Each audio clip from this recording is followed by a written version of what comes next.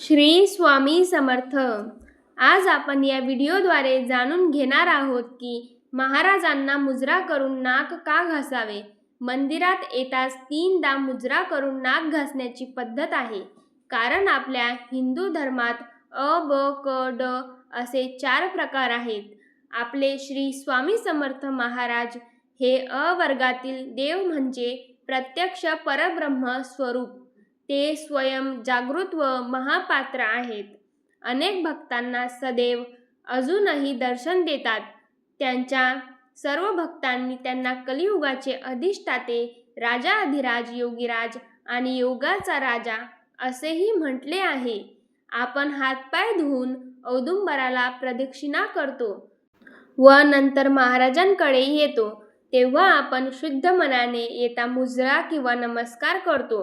हे दोन्ही शुद्ध असतात।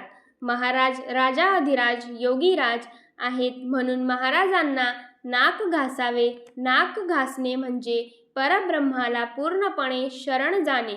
तुम्हाला आजचा हा व्हिडिओ उपयोगी झाला असेल तर लाईक करा, आपल्या मित्रपरिवारांबरोबर शेअर करा आणि सबस्क्राईब करायला विसरू नका। श्री स्वामी समर्थ। जय जय स्वामी समर्थ।